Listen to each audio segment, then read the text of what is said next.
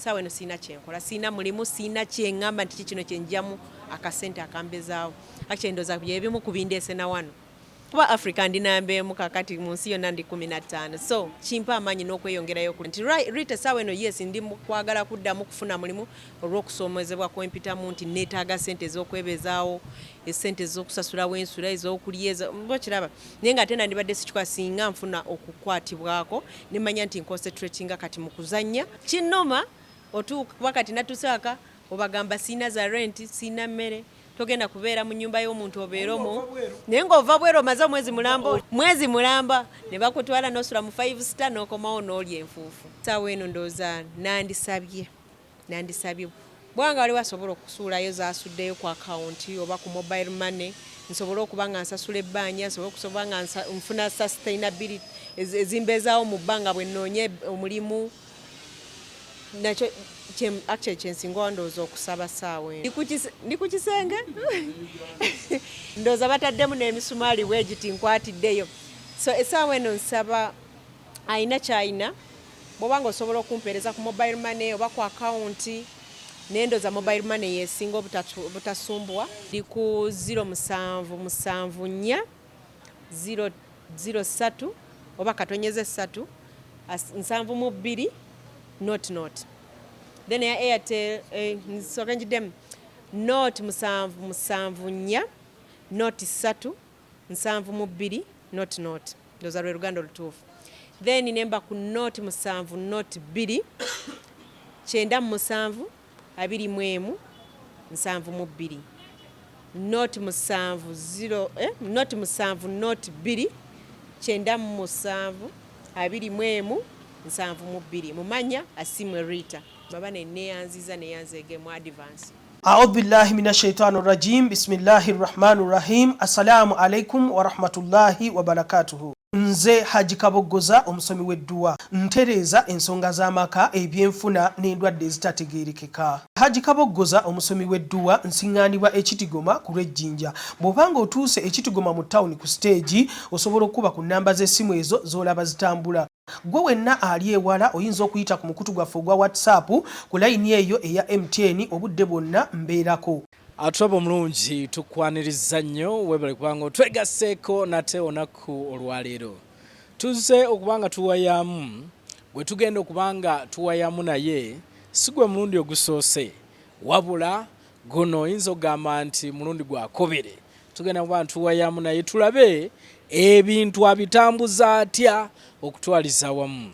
Gwe njogera naye si mulala bamuyita Rita Asimwe nga Rita Asimwe ono azannya mu mizannyo gya para badminton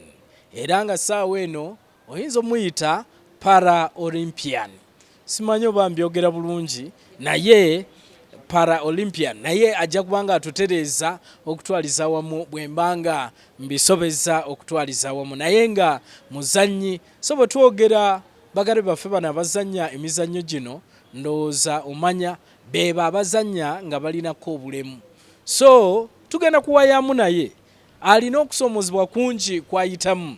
kwayagala okubanga akwolekeza eggwanga okwongera okumanya embeera eno. Kamusabe asooka ababuuzeeko nate tulyoke tweyongereyo. Rita nsanyusa okulaba. Nange bwentyo ssebo nsanyusa okubeera wano nateera.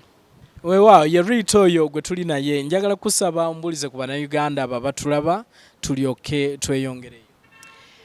Bannayuganda bannange mbalamusizzaako ng'amanya nga bwe yagogedde Rita Asimwe Paralympian nga kyekyo title gye nafuna etagenda kunvaako nga bw'ogamba nti honorable naye ate yange tevaawo. Mugijja we? Eyo tugijja mu Badminton World Federation bw'omala okgenda mu Paralympics oba abataliiko bulemu babayita ba Olympians. Eyo title ebaawo ne certificate tuzirina nga ziriko Rita Asimwe National Player Paralympian. Era bw'owandiika Rita Asimwe PLY, that's the title. So it's an embedded title now. So oli muzannyi wa badminton? Ku national level, ku international level,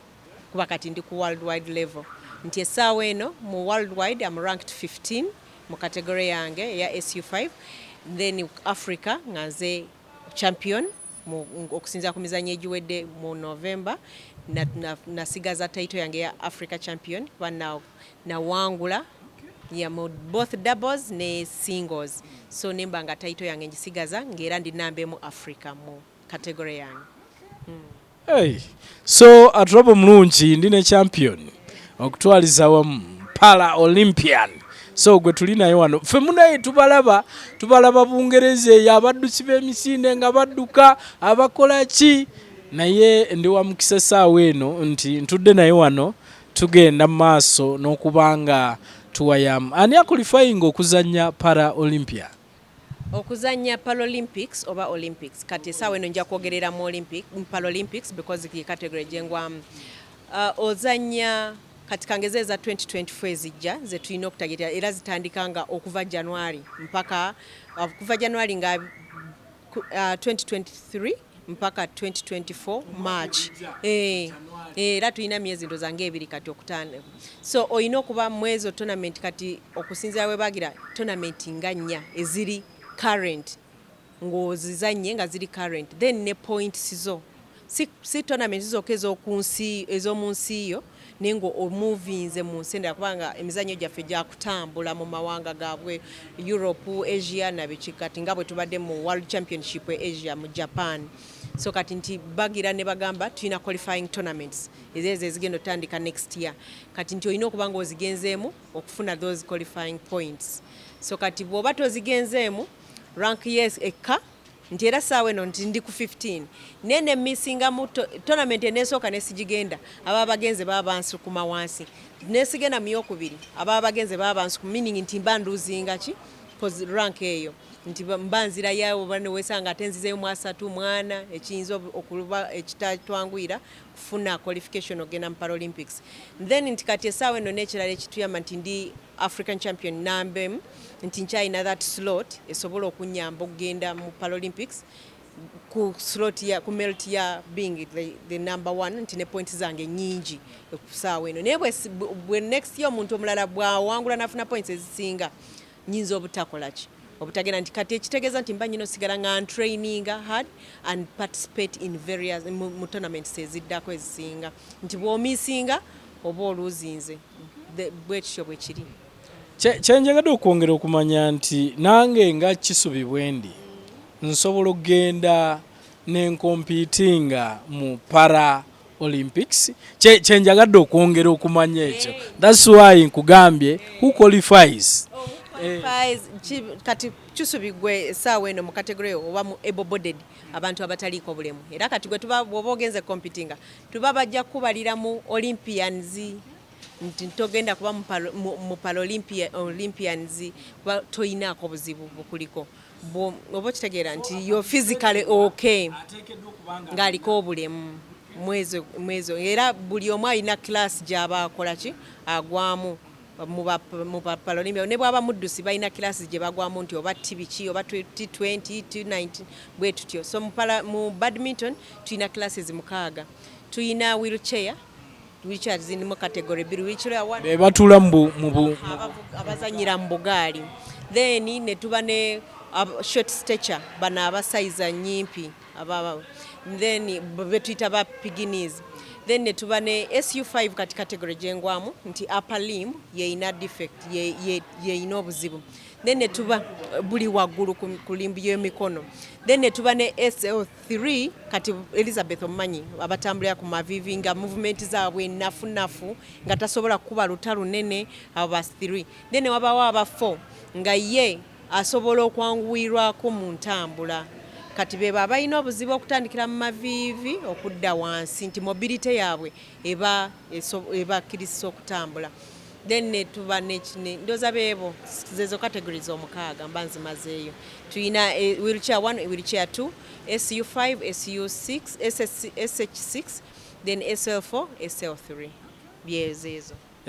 Okay, kubanze mbadde ndowooza nti bwe neewulira nga ndiko obulemu nti ngwa buli wamu wonna kasitamba nga mpulidde nga nina obulemu awantu wonna naye tuyinayo kye bayita Special Olympics kati be bano nga tawulira probably baina side effect baina cerebral something abo omubiri gwabwe teguli coordinated bulungi kati babagwa mu special olympics era nabo babayo ne olympics ezaabwe obudde obwabwe bazibategekera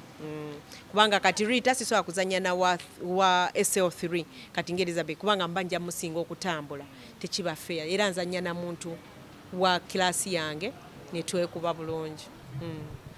Okay, atwabo mulungi ndoza Rita omulaba era omuwulira Rita Asimwe Paralympian. So gwe tuli naye olunaku olwaleero nga tugenda maaso n'okubanga twogeraganya. Nkimanyi nti ebiseera bingi bannabyamizannyo bayita mu kusoomozebwa kungi. Gye buvuddeko awo nawulira in fact watuyita ng'ogenda kukola training saasobola kufuna chance kujja kulaba. Ne training yatambula? Training yatambula oba ekyatambula? Kati season yawedde. Training twalina ya Uganda International era twali emyezi 2 ne tournament nebaayo yeyo tournament gye nawanguliramu emidaali egy'esatu eja gold 2 ne bronze 1. Hey. So ne tu training ne tumala ne tuzanya ne tumala kati ekyagwa kati. Mwazanyira mu nsi ki? Twali wane Lugogo. Yo twali wano Lugogo kujjako maybe bwe bana enga mizannyo gya nsi yonna. Iya nsi zajja zava ebweru ne bajja wano ne twetaba ne tulwanira ku kooti okwo. Buli omu n'alaga advantage wagirina ng'olika. Kituufu. Kituufu kubanga bwe bakubira ewammwe ate nakyo kiba kijja kuluma nnyo nti kati Japan yes bayinza okuba ne kikuluma naye era n'omanya nti abatajja luli ate abanene ate obasanze eri botajja kusobola kumeggana nabo kuba tulinamu kati ng'aba Asia aba Japan bakye era bw'otunuulira categories abasinga ku list kuva ku namemu mpaka nga wendi mu Hindi mu Japan mu Indonesia oba mu Korea oba mu China oba kitegeera nti abaana batandise nga balina emyaka 5 bazanya game era nenyumirizamu nnyo nti Rita ntandise wano 2019 tisaawa eno ne level wentuuse nkyenyumirizamu nnyo nti era mpulira nga kimpa amaanyi oli namba 15 mu nsi yonna. Kitegeera nti nga abantu babaddeyo nga balwana mu nsi yonna mu Africa. Mu nsi yonna kuba Africa ndi namba emu kakati mu nsi yonna ndi 15 so kimpa amaanyi n'okweyongerayo okudaba nti nkola platform etaliimu kugamba nti ate wano takoze kati ate wali no njagala ntambule bwentyo mbe nga 2024 nkimanyi nti ndi steady okuba nti netaba mu Paralympics za 2024 zijja okuba e Paris ate. Nkimanyi nti Munnayuganda ayinza okubuuza nti ng'ogyeko okuzannya emizannyo gino ki ekirala ky'okola? Ng'amazima essaawa eno ndowooza nasalawo ne mba professional athlete naye atali musasule. Mu Uganda muno tebasasula tebalina culture tetunafuna culture esasula ba athletes kuba nkinoonyerezaako kumala ebbanga lyengize naye ba professional athletes kati nze nja kweyita professional because nti naleka buli kimu nensalawo nenconcentrating nti training nzanye gwe mulimu kati gwentunuulira nti Rita essaawa eno yes ndi kwagala kuddamu kufuna mulimu olw'okusoomozebwa kwempitamu nti neetaaga ssente ez'okwebezaawo essente ez'okusasulawo ensula ez'okulya mbokiraba naye nga ate nandibadde sikikwa singa nfuna okukwatibwako nemanya nti nconcentrating kati mu kuzannya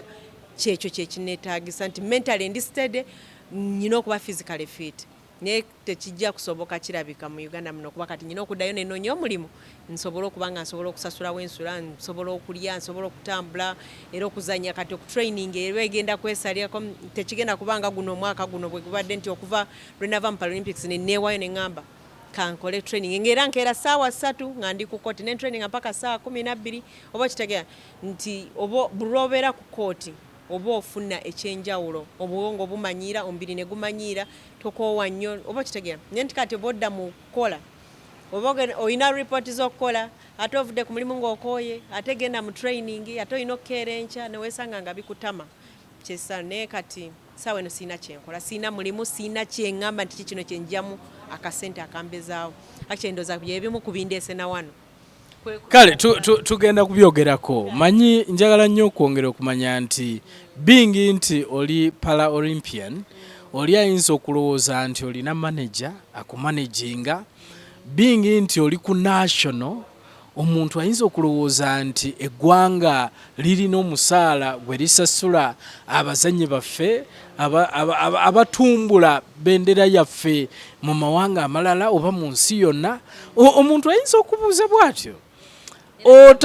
Otuuka otya okubeera ku ddaala eryo lyoliko okubeera namba emu, oli namba emu muki mu Africa, namba 15 mu nsi yonna, nga tolina musaala,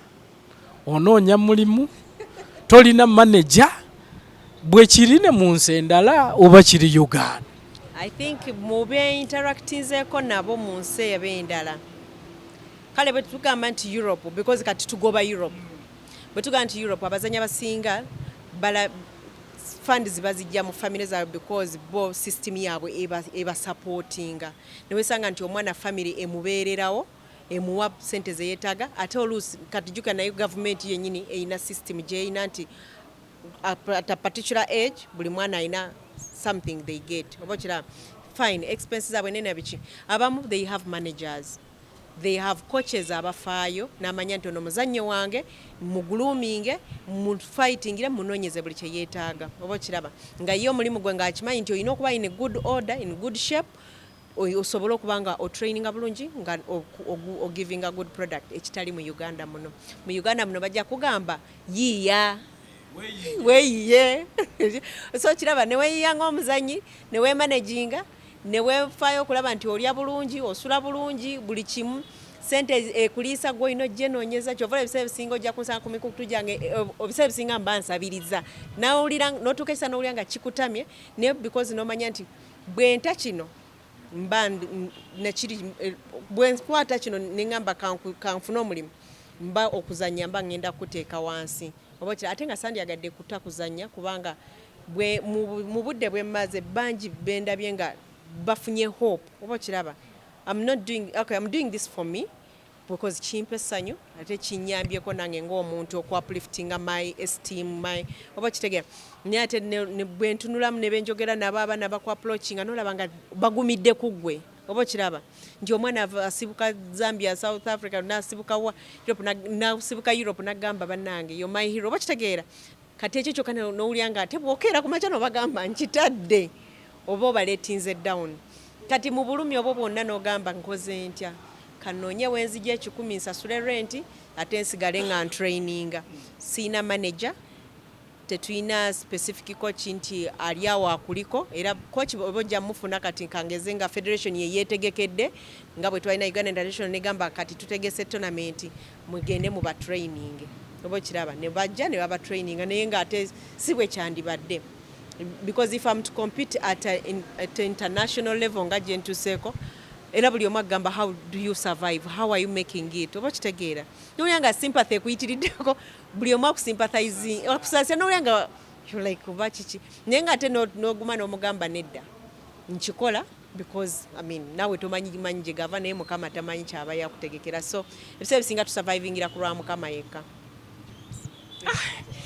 Manyi simanyi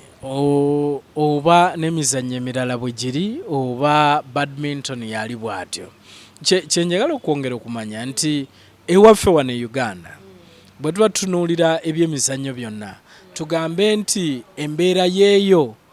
bwe tuba tugenze mu bikonde, bwe tuba tugenze mu mupiira, bwe tuba tugenze mu tennis, tugambe nti embeera bwetyo bweri oba tugambe nti kino kirabikidde mu badminton.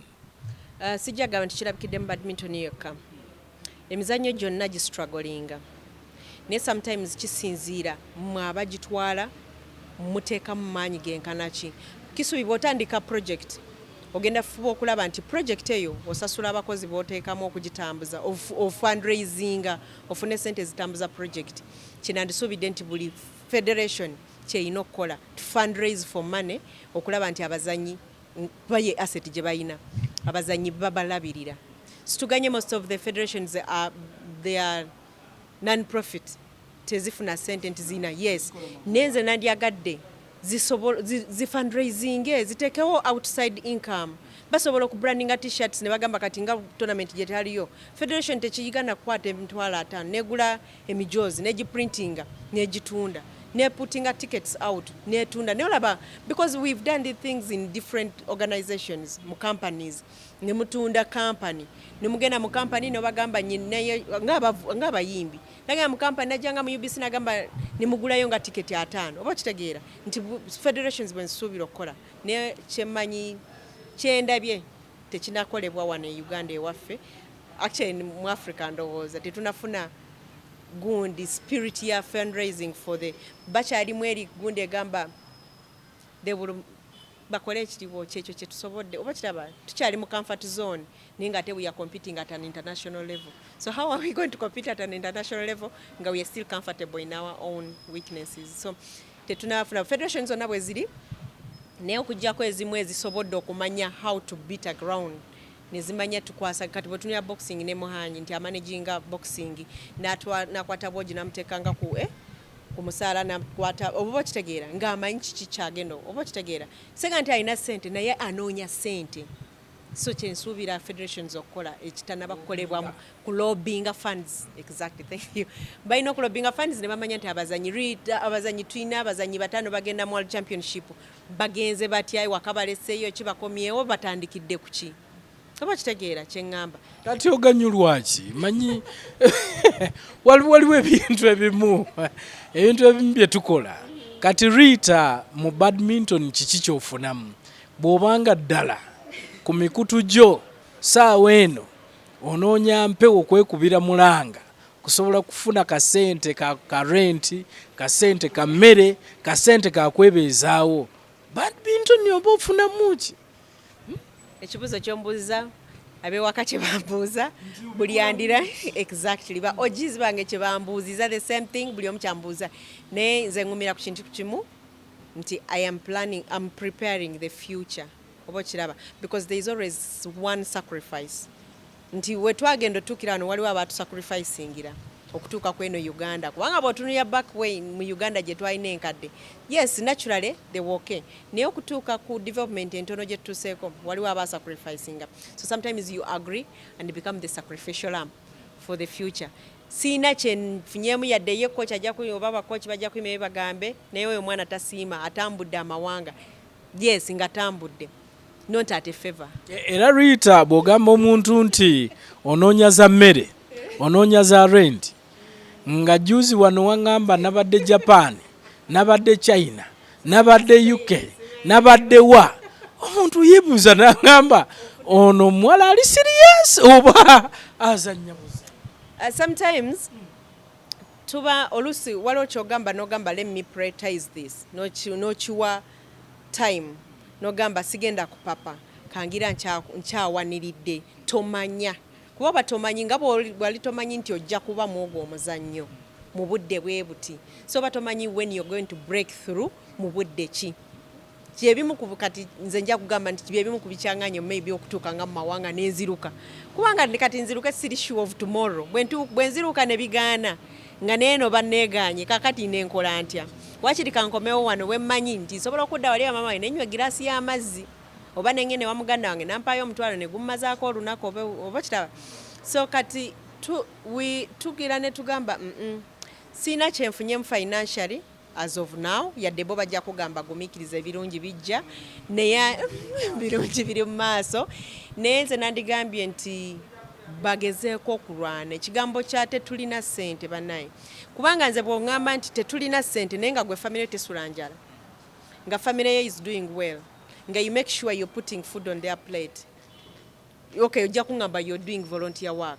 volunteer work but how are you sustaining yourself because nange simanyi nti olinayo business nzala fine how about nze atalinayo business ndala oba mbaliddewa oba kira sina business negenda kunyingiriza ne bwe nandibadde nayo yeetaaga input yeetaaga okujja wali n'oteekamu stock bwanaggwamu oba ogenda kwongeramu ki nga toyina zisobola kwongeramu so nze ŋŋamba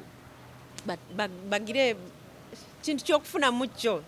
kya sacrifice sijja kulimba kinnoma otuuka kuba kati natusaaka obagamba siina za rent siina mmere togenda kubeera mu nyumba y'omuntu obeera omwo naye ng'ova bwera omaze omwezi mulamba ova mu bbaati olinnya nnyonyi mwezi mulamba ne bakutwala n'osula mu 5 star n'okomawo n'olya enfuufu. National Council of Sports kikyezannya wano erinawo muzannyo gwonna mu kuzannya kwa badminton oba tugambe nti tebirinaamu mukono gwonna? Sawa eno National Council nandibadde sigyesibaako nnyo yadde ye base ya buli kimu nti federation imwe ejja ssente kuba yeerobingira ssente from the government, from the finances za government. Naye nze nandibadde ngamba nti tulina ebitongole ebitwala abantu abaliko bulemu. Kati essaawa tulinawo National Paralympic Committee nti essaawa eno gye nandibadde ntunuulira nga esobola okuvaayo negamba tulina abazanyi bameka tubaterere kubanga I've talked to different njogeddeko ne federations endala. Federation nga yo nga Uganda Badminton Association teina ssente oba kiraba nti naye ejja kulinda teri budgeted for tebagiteekamu ssente ye ejja kugamba tetunafuna ssente from where National Council. National Council ogeneyo misogo yagambe sinafuna ssente from the government and I cannot do anything without money n'okitegeera but then ngamba how about bino ebitongole ebirala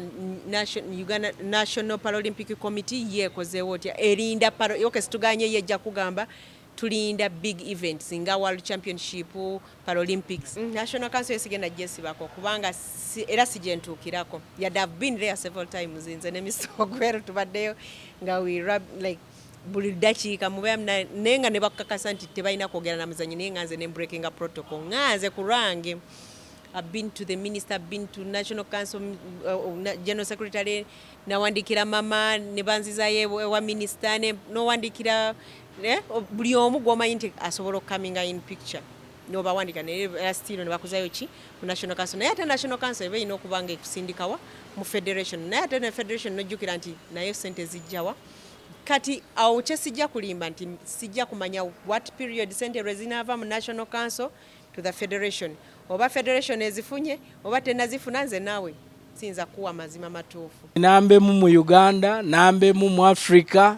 namba 15 mu nsi yonna mu para badminton. So gwe tuli naye. A'udhu billahi minash shaitani rajim. Bismillahir rahmanir rahim. Assalamu alaikum wa rahmatullahi wa barakatuhu. Nze Haji Kaboggoza omusomi w'edduwa ntereeza ensonga z'amaka ebyenfuna n'endwadde ezitategeerekeka. Haji Kaboggoza omusomi w'edduwa nsiŋŋaanibwa ekitigoma ku lw'ejjinja. Bw'obanga otuuse ekitigoma mu ttawuni ku siteegi osobola okuba ku nnamba z'essimu ezo z'olaba zitambula. Gwe wenna ali ewala oyinza okuyita ku mukutu gwaffe ogwa WhatsApp ku layini eyo eya MTN obudde bwonna mbeerako.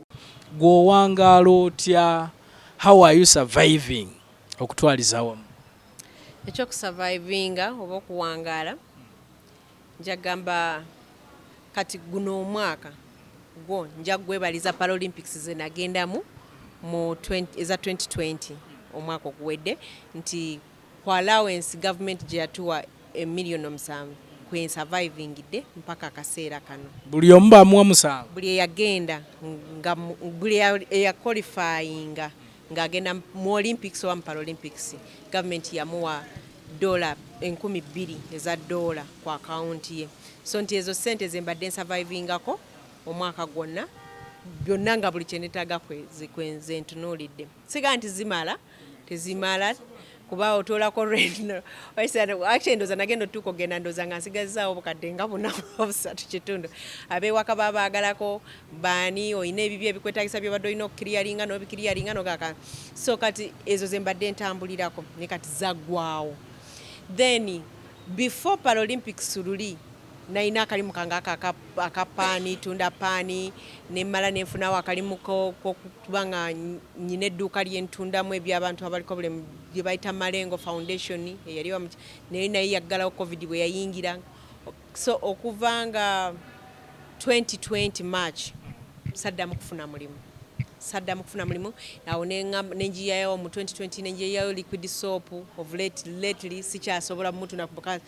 oli up and down oba kirawo omulala ajja kugamba nti osobola okukola online deliveries naye nakyo kyezibu olina training olina ki oli ajja kugamba olina obiteeka mu transport okozeyo obudomola 10 ate oteekeko transport oba oli ali luddawa weekange nga akadomola kewandigyeko omutwalo okajjeko nusu nga kasaba kanaana nga nakyo ekyo tekiŋŋaana era nakati gye buli obudomola ewaka naleka mbukoze nga sinagenda Japan mu November nendeka nga mbukoze nga nyina essuubi nti ekiseera ebyo nali nnoonya ssente era zinambezaawo ndeke nga nsasudde rent ekiro nendeka nga nsasudde ogw'omwezi gwe nali ŋŋenda naye kati essaawa eno wenjogerera amagezi ganneesibye. Reason being nti nyina okusasula omwezi oguddako ze sinalaba bwengenda zijja sente nga ngendo genda mu training ne World Championship nali newoze sente sawa eno nimagibwa emitwalo 7 nyina osasula banka siraba wa kuzijja ocha nti nali nyina esuubi nti maybe when nakomerawo allowance ke nabanzije mu World Championship ke bana batufunide aba National Council nokomone bagamba tewali yadde 10 oba kiraba n'olyanga oli stranded frustrated nga buli kimu abwagezi gakwesibye togenda kukuba wetundo oba kiraba so nengamba mnaye kanonye obuyambi nenga sawa eno sina when surviving agoge mazima sina bungamba nti kati era Jonathan ngamba my cousin ngamba nayo ba next week ngenda gitandika anti na gym era na ne bampa omuna mpaye 3 omulana mpaye 5 nti sawa eno wenjogera ndoza nyine emitwalo 8 mbulamu oba kitegeera so ne wesanga nga hawaii ogenda ku livinga bwotyo mpaka ddi so nengamba kanveyo nje ndabo banzira mu formal employment ayino mulimu gwasobola okumpa oba gwa receptionist oba gwa kutunda nsooke ndowooza nesonywa ebyokutraininga nzire mu kunoonya sente kuba kati kye nali nsuubira okukola kiganye ninga sigamba nti ngenda kuva mu kuzanya nokozi nyina target yange ya 2024 maybe nyizo bwe mala okukoleka ne kawungezi nengenda nenkola ki nenzanya muko kati nenga tete bikyali serious nga bwe mbadde nti keera gendo training komao nga yeyo target je nina nti kyentunuulidde target nagikolera Africa Championship target nenji hitting ne nfuna omudali gwango gwa gold actually ebiri mu Africa Championship ne nfuna ne bronze wango wa Uganda International mu period meaning nti ne wa target nenji hitting sente nezigwawo bwezio kuba nalina okutraveling nga genda nsula Ntebe genda Kalere training oba genda eri nga ku Kampala Parents ewali club oyina okulya oyina okunywa oyina okumaking sure nti oli mu good nga bulamu bweyagala nga kuba bw'osula enjala togenda sobola kuzanya ku machambo training olunaku olulala olulamba so bwentyo bwe mbadde surviving naye nga essaawa eno mba nkulimbye. So atulabo mungi twogera ne gold medalist gwe tuli naye gwe twogera naye ekiseera kino ebintu bino byonna byenjogera njagala obikwate is a Paralympian nambe mu Africa nambe mu Uganda namba 15 mu nsi yonna n'essaawa eno we twogerera anoonya buyambi okusobola okulaba nga survivinga mu kigambo kya rent mu kigambo ky'emmere mu kigambo ky'okwebeezaawo okutwaliza wamu so ye Rita Asiimwe gwe tuli naye wano Paralympian. Oli ayinza okubuuza n'agamba nti tulabye President Yoweri Museveni abantu bano bonna abasinga abagenda ebweru eyo ne badda ne gold mpulira a seeking audience gye bali n'abasisinkana n'abaako ne byabawa n'abawa akasente abamu n'emmotoka babawa abamu n'amayumba babazimbira ebintu ebifaanana bwe bityo ebibyo biri bitya Oliose n'okimbuza kubanga kati olaba okulwanirira nti Africa kati oli ajja kugamba nti awo abagenze mu Commonwealth naawe abagenze mu World Championship oba okiraba naawe abagenze mu Olympics oba mu Paralympics kati ate nange nenkubuuza nti kale yes omudaali nagujja gwa Africa Championship nengujja ku Uganda International nti mba nkompitinze ne outsiders si kompitize na bannange wano oba okiraba nze mba nkirabamu enjawulo nti okumpetinga ne native wange nti muzanyi munnange nga tuva mu nsi y'emu ekyo kibandi badde tebavaluwinga ne bagamba ogwo omudaali teguyina mugaso kubaga gwa Uganda tayina ba kompitize nabo naye omudaali gwe nkompitize n'omuntu avudde nga bwenva wano n'engenda eri ebweru kati bw'ona olinda okuva ebweru gwokka nga nze nange ensafari ngano ne ngamba kabajje nwane mbajjeko omudaali ogwo ngusigaze ate gwe ayandibadde kwanze gamazima nali mmanyi bajja kulaba engeri gye batulwanirira bagamba abana bakoze bulungi buli afunye omudaali buki balabe bwe batubudabuda balabe bwe batuyamba actually nali mmanyi mu kumiitinga abaava mu Commonwealth abaava mu secondary school biche abazali ekonya bichinga manyi naffe bayinza okukwata ne bagamba nabano katubajjeyo tubagatte ku bano ekyo tekyasoboka ne tugamba why kirabika maybe waliyo route eyaffe nejja abaana bazanya bayina essuubi ng'eryo oba okiraba omwana n'ateekamu amanyi ge n'agamba kanwane nzanye because mbanja ffenna tulwana kulaba nti tufuna help eyo naye ate gwe bwe mmala okulwana n'entuuka awo gwe nondaga nti tekiina nnyo makulu oba okiraba oba tompadde maanyi gaddamu ate kulwana yes kiyamba nze ng'omuzannyi naye ate naawe ng'eggwanga kituyamba nti tayito tugisigaza oba okiraba tayito eyo nnene nti tugisigaza nti abazannyi kubanga kati bw'ogamba omuzannyi we Zambia nti omuddali Rita nga eyajja wano bronze mu Africa Championship ali eri bamusasudde kuba mujogera nabo bo babayita ne baba federation ne zibatuuza ne balaba ba minisita baabwe baani oba okiraba ne babasasula negwe wawano ne bakulaga that was rubbish nekitabwesa midaali gino kitiibwa tekirina makulu nti lwaki mmala omwaka mulamba nga nyina okuzoowa kale ffe tukiyita kuzoowa nga nyina okukeera ku maaki agenda training n'osula enjala oba n'osiba enjala onoonya transport anakutwala training naye ate mmwe ne mundaga nti ogwo tegulina makulu kiba kivodde ekitiibwa ky'emidaali gino giba tegikyalina makulu therefore ndowooza maybe twandibadde lwaki baba bagiyita international oba champions abo babigirewo ddala tumanye lwaki temusiikinga kulaba mukulembeze wa ggwanga kubanga bangi tubalabye nga bavuddeyo president asisinkanye bagolola Moses baani lwaki temwe mwali mugambyeko nti twagala okusinkana omukulembeze w'eggwanga katolaba kulaba mukulembeze w'eggwanga ekintu ekyo kyandiba yes twandikikoze naye platform ogijjeewa egenda okulaba omukulembeze gwanga kuba ekisooka kya byonna bo bennyini nze mu observation yange gyendabye there's this minimizing abazanyi kati abalaga bagenda kukola oba kira abo mubeeso bagenda kusabiriza omukulembeze ate ng'eno baagala balage nti biri bulungi oba kitegeera bagenda tuswaza mubaleke mubeesonyiwe bajja kumala basirike babiveeko oba kiraba tuba tukola observation muli reaction omuntu gyakola kisubwe manjogera naawe ne bwoba onnima basobola okumanya nti kisubye animbye kunejjako nange nenkuma amazzi ne ngamba okay fine kankole kyennyina okukola oba kiraba nenkola kyennyina okukola naye kakati platform eyo twandibali tugirina because gye bali bagenda naye obuzibu bwe tulina nti gwe ng'omuzannyi tosobola kugamba nti n'ogenda okole order nti egenda kuba effective nga akukulembera gye yandikoze kati olaba nga bwe nakubira Honorable Nabanja n'angamba go through the minister nti nali nja suubira nti Mr. Peter Yagwang ajja kunga Rita jangu nafunye obubaka bwo oba kiraba naye katukikole bwe tuti maybe nali nsuubira bajja kuorganizinga bagambe let's meet her kye tuba tusuubira but of course nenkimanya nti protocol naye ajja kwagala okulaga nti he's handling his office nze nja mpaka kubanga that is what yeyo observation nje nkola nze nja tula nawe kuba ne Mr. Peter natula naye before I left for World Championship ne munyonyola ne muyitiramu ne mga twetaga sente za World Championship bikibichi era mwenyine yangamba nti I got your information ninga maze kukola ki kwetwalayo ninga bubaka yali yabufuna ninga tafudde kugamba kanoonye alabe kiki so I think obuzibu tulina nti abatutwala batunyoma babala tubamalira obudde naye ate nebeera nti obudde bwe tubamalira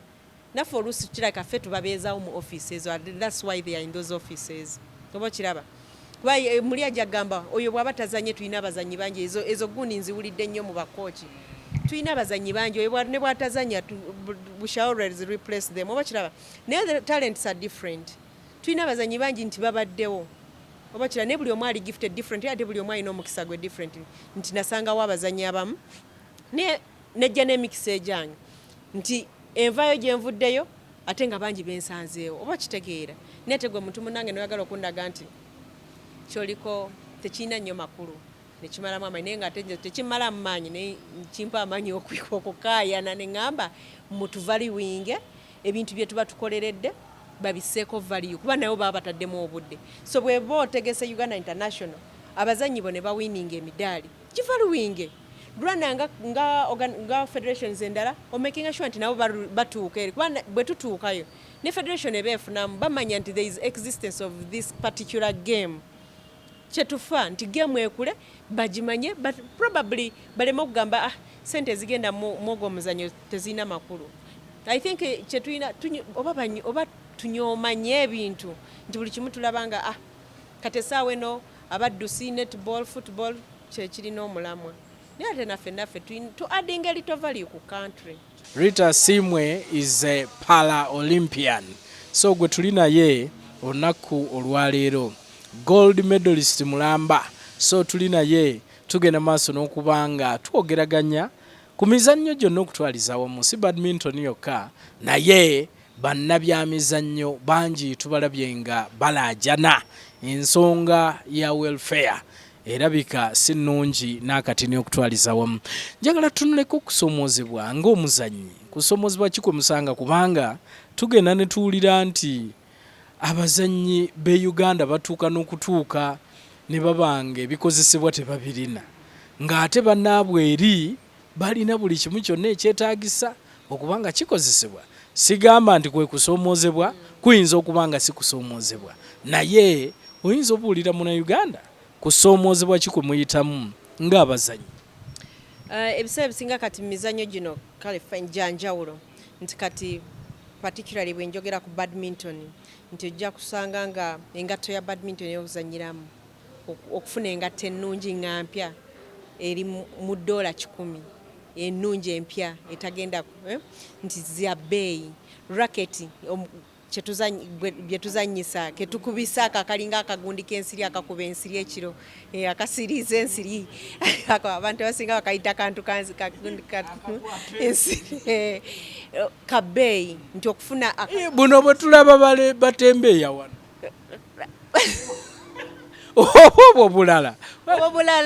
lwakuba nti olwesize nabwo ndooza lwe najja ngenda bukuleetera kuba njagala actually banafunyeyo ne shatu ezisobola okuzanyibwa ebweru nizo baleetera shatu emu ne mufunayo racket ne mubanga obudde obwe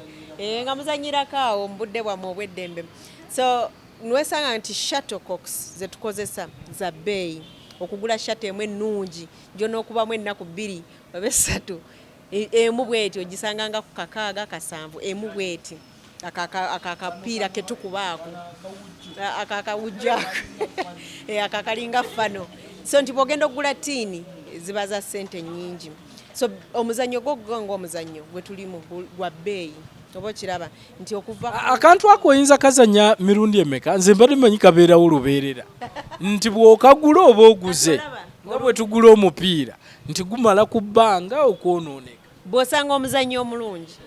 asobola n'okukozesa tiini z'ennyo olunaku ate nga buli tiini erimu obuntu 12. Kati bw'osanga nti ova ku ffe nti okekkereza n'okubayo kamu kasene kasensebuka ne katuuka okubanga okasindikiza busindikiriza n'eshatu ogikubamu ekinene ennyo ne mu geemu musobola okukozesa tiini z'3 ne ziggwawo. So bunafu babukolanga bunafu kuba bunafu ate nga bwa bbeeyi bunafu ate nga bwa bbeeyi ate nga yeyo standard gye mukozesa. So ne weesanga nga ebyo byonna bya bbeeyi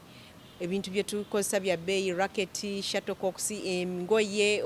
bw'ogamba nti outfit ya badminton si yemu neya football era bw'otunula mu Uganda muno emijozi tegiriimu egya badminton tuyina gya football era ebisinga kuba gya bbeeyi. Ogenda okugula t-shirt emu eya badminton bweti kati kangeze nga brand ya Yonex oba Nike oba ki ogisanga mu $10, 15 oba 8 bw'ofunayo ekirwerere n'ogigula ku $8, 7 t-shirt emu nga totaddeeko kawale totaddeeko socks totaddeeko ngatto. Naye osanga nti omuzannyi nga bwe mubalaba ku TV nti ono Asia ali mu kuzannya ali ku professional game n'omubala ng'ali mu bukadde nga 3 omulundi gumu nga waali ali mu bukadde 3 yenna mu game egi nga takyusiza. So tusoomezebwa nti ebintu bye tukozesa bya bbeeyi tetulina ssente ne tusoomezebwa nti we tutrainingira wali very substandard tewatuukagana na mutindo gwa muzannyo gwe tuzannya naye munaye nga bwe tuli nti tuli mu seekulaakulana ebintu carpets baziseera oba mu nseekula ebintu tukyabiyiga buyizi ebyo byonna ne tubiteeka ebbali naye nga standard tetulina standard halls mwe tuzannyira nti ogenda tuuka nga hall gy'ozannyiramu ebweru siiringi eringa simaina kuma nga mpanvu okuva eri kasoba kuba bazizimba ziriwo ezi nga mpanvu okola nga shato tedda oba nga waliwo space wakati wone nti tetulina those standard ne floors ennyini teziri standard ziri substandard ne lwakuba nti bye tulina era bye tukozesa. nekyovola nti ebiseera ebisinga mukolera mu training bwe mutuuka competinga ne mugenda kubiri ku mutindo eba challenge no wano ne mugenda ne muzanyira ku seminti ng'ono amavivi ne galwala oluvannyuma ate n'ofuna okuddamu nti ate oba kitegeera engatto gy'okozesa nfu w'ozannyira wafu oba kitegeera lighting nfu n'otuuka eri ne bakubamu amataala nga galinga ag'enseenene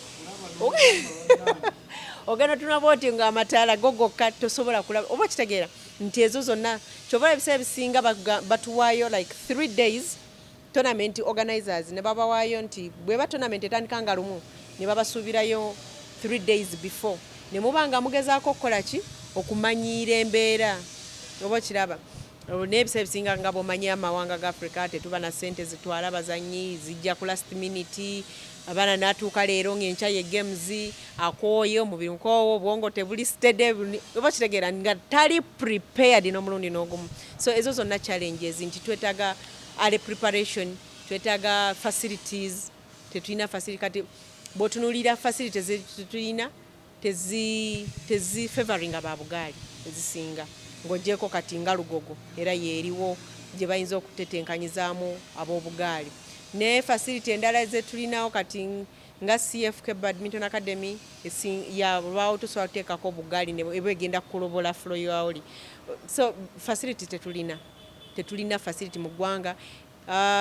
transportation okugenda okutuuka we mu trainingira ekifo kati ritansula Ntebe temulina facility temuli facilitated basically everything kiri out of order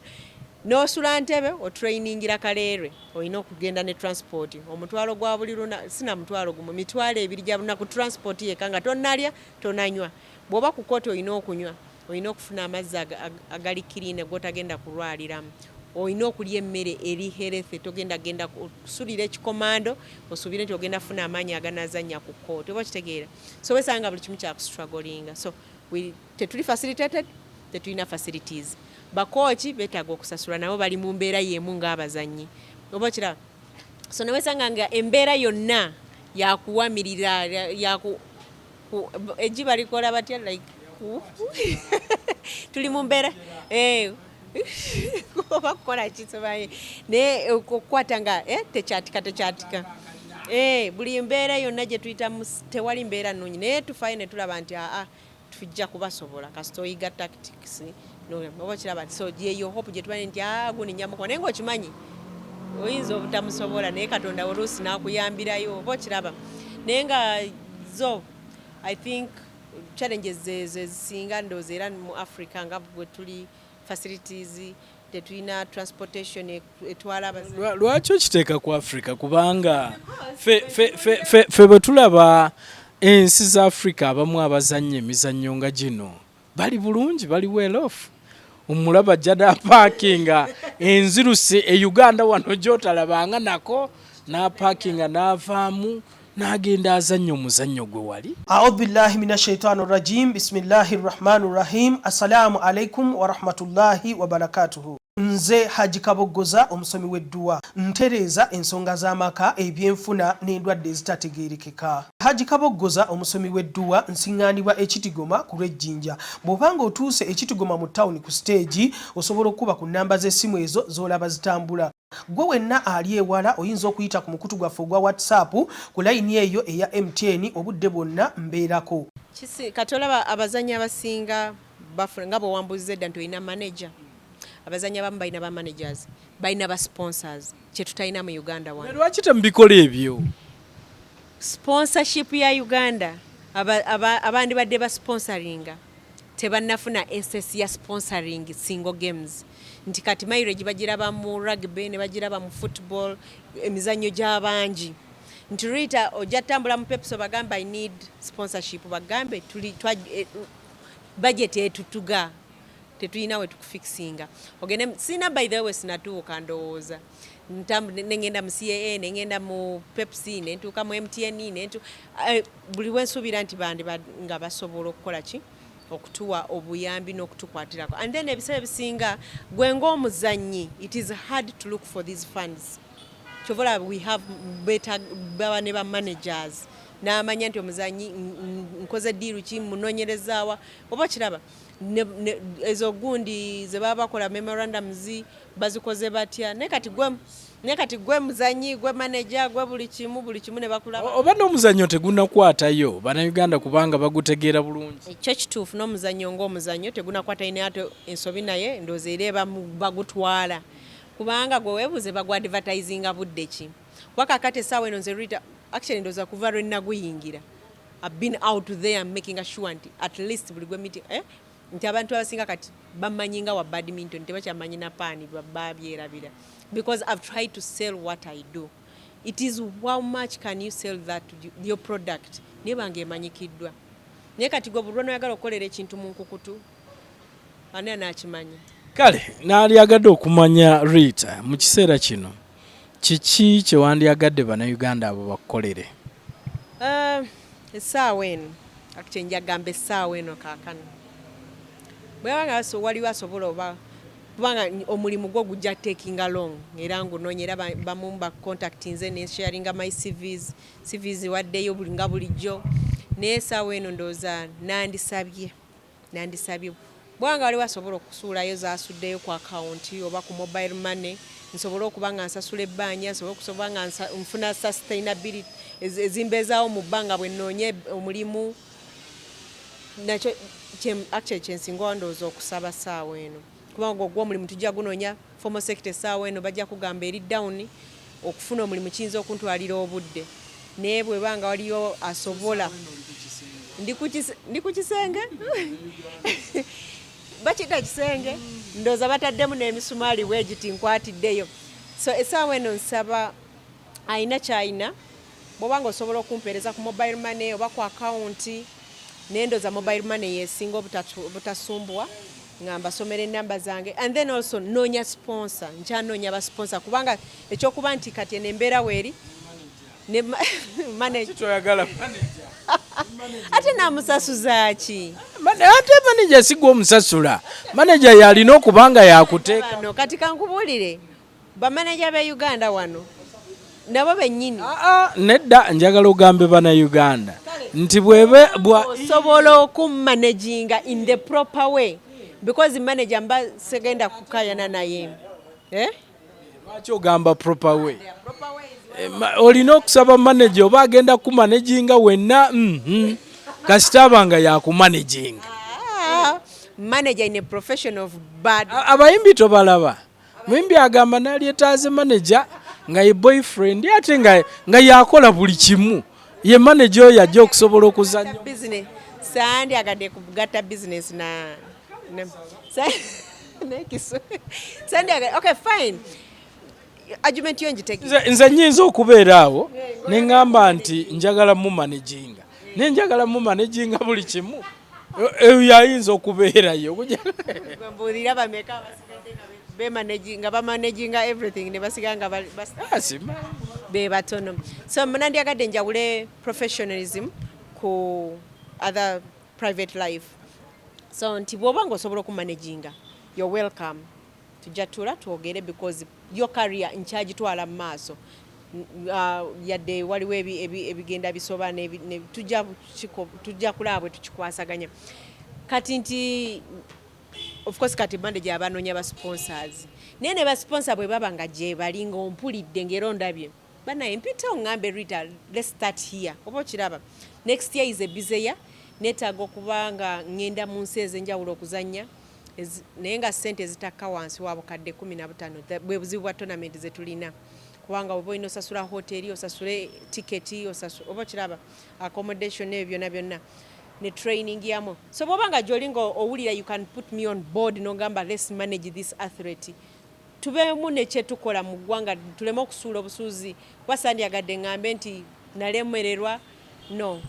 sigenda kulemererwa kati ng'abantu weebali abasobola okutukwatirako weebali banaye bw'oba nga gy'oli ng'osobola okunkwatirako nkwaniriza ndowooza mbasobera enamba yange y'essimu ndi ku 0774 03 oba katonyeze 3 72 not then ya Airtel nsoka njiddemu not 774 not 3 7 not ndoza lwe luganda olutuufu. Then nemba ku not 7 not 2 9 7 2 not 7 0 not 7 not 2 9 7 2 mumanya asimwe Rita zonna nga bwe ziri banaye neetaaga obuyambi okuva na leero looni nandibadde njisasula leero naye bampadde mu mpaka enkya so bw'obanga osobola n'okukwata 7 n'oŋŋamba Rita kima 7 zino ogenda osasule looni rent anajja luvannyuma banaye neeyanziza neeyanzeege mu advance. Kale atulobe mulungi ndowooza owulidde ye Rita Simwe Paralympian nambe mu Uganda nambe mu Africa ate nga namba 15 mu nsi yonna mu badminton mu para badminton. So Rita ndowooza muwulidde ensonga ze. Ekirala kye mbadde neerabidde mukulu Kisubi ku presidential directive eyafuluma nga tugenda mu Paralympics 2020 Tokyo. Presidential directive yajja nga tegenda sosola muzannyi. Naye mu research gwe nkozeeko bagamba bw'oba tewafuna buvune ng'oli ku service kibabeerera kizibu okukola ki okuwa omulimu. Naye na applyinga mu Wildlife Authority nengenda newa Mama Janet ne bampa reference letter ngitwala ewa Honorable Butime n'agireceiving kyemanyi yajuza kubanga yayitira mu office ya First Lady sinze nagitwalayo bagidelivering era nengenda ku reception ne bangamba bagifunye neninda reply mpaka na guno gwa leero. Reply yaki baluwa yali egamba bakole ekinokolebwa like do as I think mu luzungu bakitya respond positively something like that. Kati neninda response eva mu Uganda World Authority nengezaako ku following na guno gwaka nga nakubanga mba we are going to recruit bagenda ku recruiting abagenda omwaka mulamba recruit za siviraba so nengamba nti kati that means nti directive yalite serving afenna wakakati bonoboli directive yali egamba ki directive ya president egamba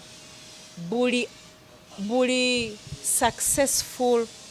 athlete abere recruited or employed in security I think fraternities, that is UPDF, police,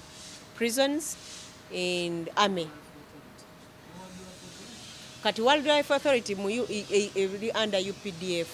so bogenda mu range oba biki era that's how I watwatula ne David Mongo mmanyi ye yayitwitiramu kubanga ye yatusookayo abimanyi so yatwitiramu n'atubuulira buli omu n'achuzinga wawo ogenda naye mwaka mulamba no reply tebakugamba tetukuwadde reason ABC tebagamba nti oba jangu for the interview oba tebagamba nti oba your CV is not valid banange tukole ki eggwanga lyo lyakulwanira buli dakiika wiki zokka tujalwana naye ate bafengayo okulaba nti batuwa ku reply kuba kakati ezo sente zezo zezandibadde zinyambako probably okutambuza emirimu nga sirina wano okuba nduulu mu ggwanga nti banaye mujje mu ntaasa engwa mu kinnya oba kiraba singa baba baafaayo ne bagamba maybe kansabe minister nti minister wa sports following up with federations bakwatagane bamanye bazanyi bameka abagenda mu Paralympics oba mu Olympics bameka betuyinza okurecruiting oba kiraba bakikolebwe naye kati bwogamba nti omuzanyi nze neegobere ku kino ekintu it is going to really be hard for me I will get mbere frustrated ntuuka okuba nga nkivaako ate nga nandibadde nga nyirwamu nga tewali kugenda nga nsabiriza Kisubi mpaayo omutwalo ogundi mpaayo 5 oba kiraba ndooza nsaba minisita Ogwang aveeyo agezeeko okufollowing up n'abalala abamuliraanye whoever is concerned about that tulabe nti Paralympians naffe abataali damaged mu service ate tebalinda ba gold abavudde mu Paralympics oba mu Olympics oba mu Commonwealth kubanga naffe tu struggling okulaba nti we sustain these games yadde sinaba kufuna World Championship medals simanyanga Commonwealth simanyanga Paralympic kati bwe sirifuna nga mbeeraawo nga nsiraana olw'okuba tweyanzisa gatulaba omulungi ye Rita Simwe oyo gwe tubadde naye olunaku olwaleero ogenda mu maaso n'okubanga twogeraganya kamwageze birungi byereere gwe awulidde ennamba eyo gy'abawadde osobola omuteerako kyonna ky'omuteerako n'asobola okubanga asurvivinga ng'abeerawo mu mbeera eno gye tuyitamu okutwaliza wamu. Kambageze ekiseera ekirungi mubeere bulungi mweraba.